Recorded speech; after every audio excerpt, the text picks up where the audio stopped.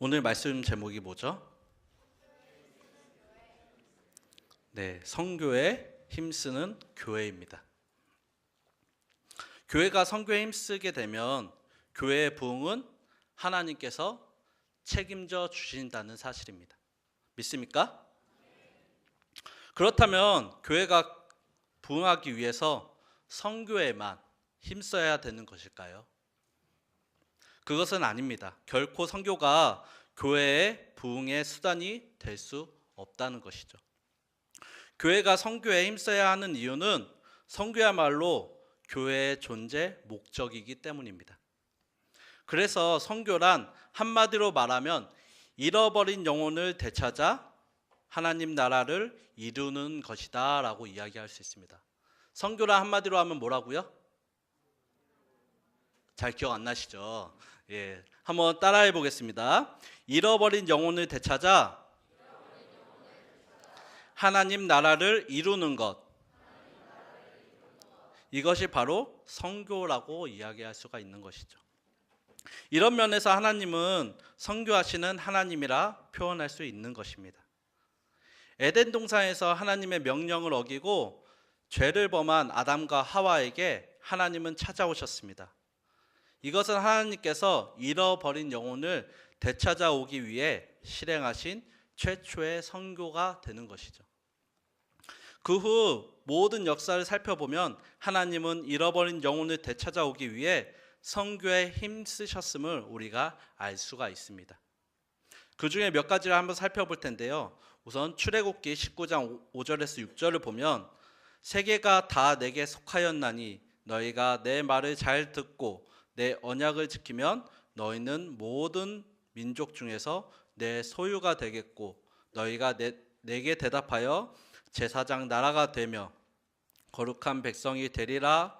너는 이 말을 이스라엘 자손에게 전할지니라 라고 말씀이 있습니다.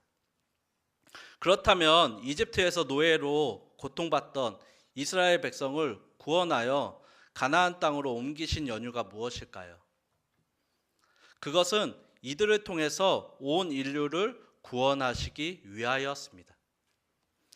하나님께서 이스라엘을 제사장 나라로 삼겠다고 말씀하신 것이죠. 즉 제사장의 나라로 삼겠다는 것은 이스라엘 통해 온 인류를 구원하시겠다는 의미를 가지고 있는 것입니다. 그래서 온 인류를 향한 선교의 대장정을 이스라엘 통해 그 첫 발걸음을 디디신 것이죠. 이렇게 하나님께서는 처음부터 온 인류를 구원하시고자 선교에 힘쓰셨던 것입니다.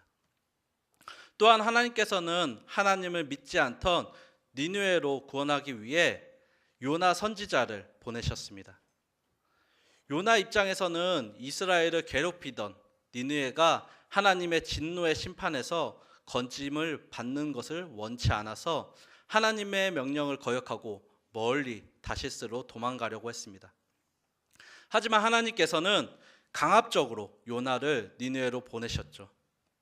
요나가 니느웨로 가서 하나님의 진노의 심판을 전하자 왕부터 온 백성들까지 회개하게 됩니다. 이들이 회개하자 결국 니느웨에 내리시려던 하나님의 심판을 거두어 줬습니다. 이에 요나가 불만을 토로하자 하나님께서는 그에게 이렇게 말씀하셨습니다. 사자의 우는 소리와 젊은 사자와 사자의 소리가 그치고 어린 사자의 이가 부러지며 사자는 사냥한 것이 없이 죽어가고 암사자의 새끼는 흩어지느니라 라고 요나서 4장 10절에서 11절에서 말씀하고 있습니다. 이 말씀 속에서 보면 비록 하나님을 대적하는 자들임에도 그들을 포기하지 아니하시고 구원하시려는 하나님의 간절한 사랑이 여실히 나타나고 있음을 우리가 찾아볼 수가 있습니다. 그러면서 이러한 하나님의 선교가 절정에 이른 사건이 있습니다. 그것이 무엇이냐면 바로 독생자이신 예수 그리스도를 이 땅에 보내신 성육신입니다. 하나님께서는 잃어버린 영혼들을 구원하기 위해 독생자 예수님을 이 땅에 보내주셨고 예수님께서도 자신이 이 땅에 오신 목적이 선교하기 위함이라고 마가복음 1장 38절에서 39절에 말씀하였습니다. 우리 다 같이 마가복음 1장 38절에서 39절 찾아서 같이 한번 읽어보도록 하겠습니다. 마가복음 1장 38절에서 39절입니다. 마가복음 1장 38절에서 39절입니다. 우리 같이 합독해서 읽겠습니다. 이르시되 우리가 다른 가까운 마을들로 가자. 거기서 전도하리니 내가 이를 위하여 왔노라 하시고 이에 온 갈릴리에 다니시며 그들의 여러 회당에서 전도하시고 또 귀신을 내쫓으시더라. 아멘. 예수님은 이 말씀대로 공생의 기간 동안 복음을 전하는 일에 온 힘을 다하셨습니다.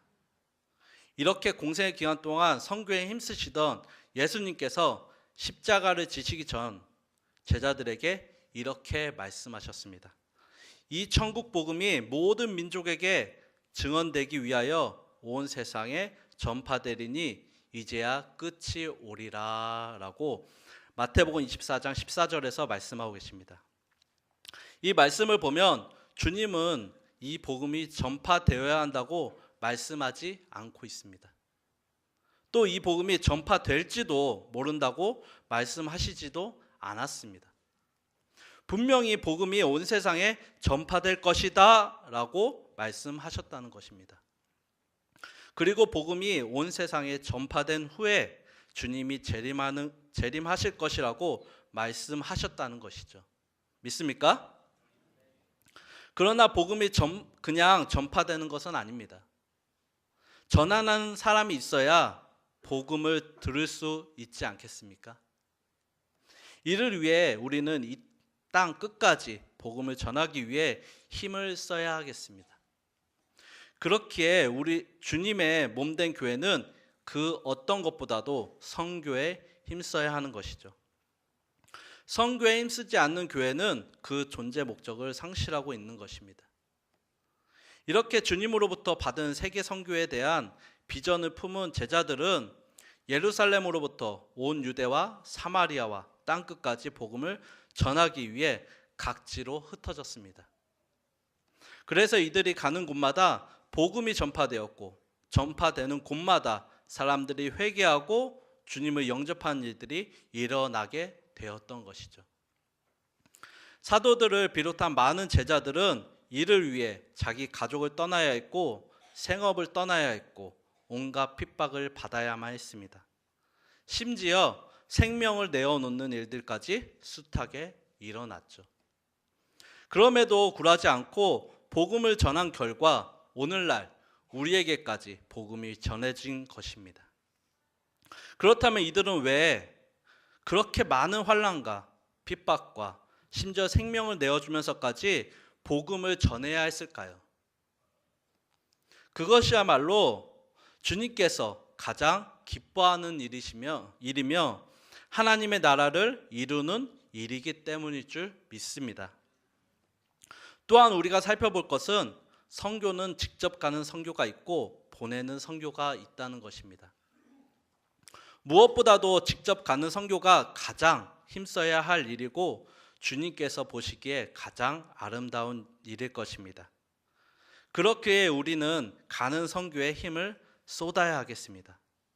직접 가서 아버지와 아들과 성령의 이름으로 세례를 주고 제자를 삼아 하나님의 나라를 이루어야 할 줄 믿습니다. 아멘이십니까? 이렇게 직접 가는 최초의 선교사 파송은 안디옥 교회에서 시작이 됩니다. 사도행전 13장에서 성령께서 안디옥 교회에 바나바와 바울을 선교사로 파송하도록 명령하셨죠. 당시 바나바와 바울은 안디옥 교회의 공동 담임 목사였습니다.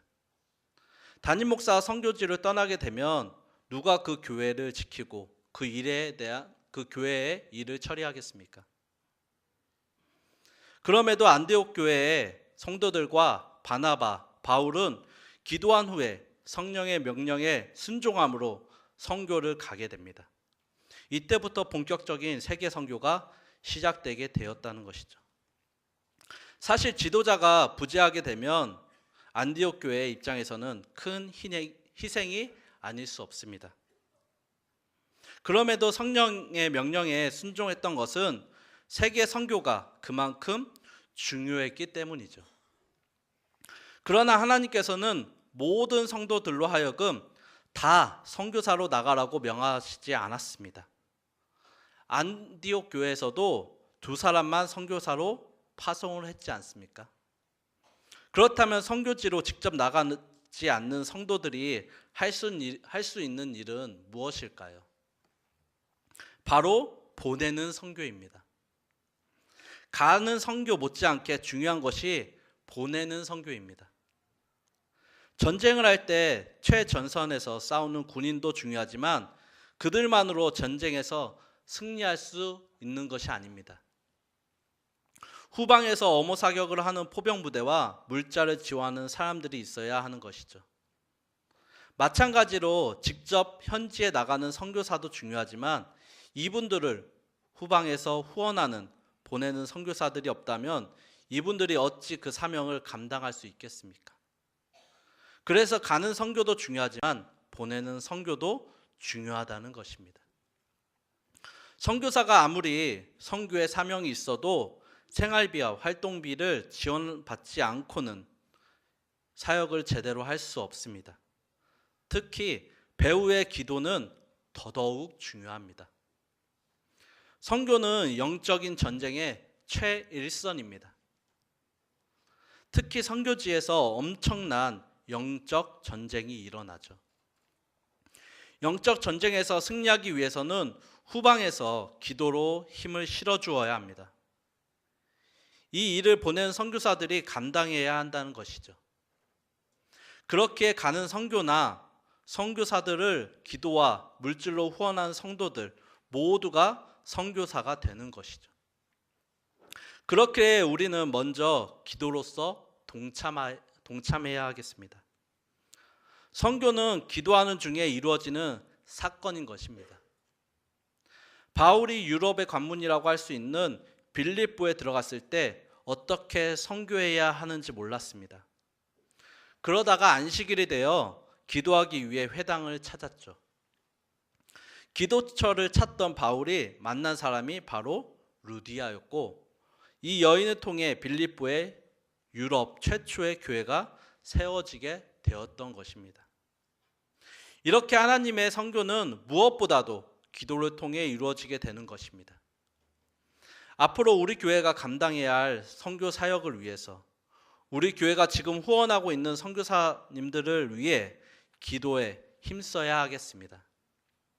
그리고 자원하는 마음으로 정기적으로 선교 후원 헌금을 해야 되겠죠. 금액이 중요한 것이 아닙니다. 선교에 참여하고자 하는 마음이 중요한 것이죠. 과부의 두렛돌을 칭찬하신 주님께서 성도들의 헌신을 기뻐하시며 칭찬하실 줄 믿습니다. 우리는 작은 헌신으로 하나님의 나라가 확장되어 가며 수많은 영혼들이 주님 앞으로 돌아온다면 이보다 더 보람되고 기쁜 일이 어디 있겠습니까? 선교에 적극 참여하여서 장차 주님 앞에 섰을 때 칭찬받으시는 우리 점촌제일교회 모든 성도님들이 되기를 간절히 소망합니다.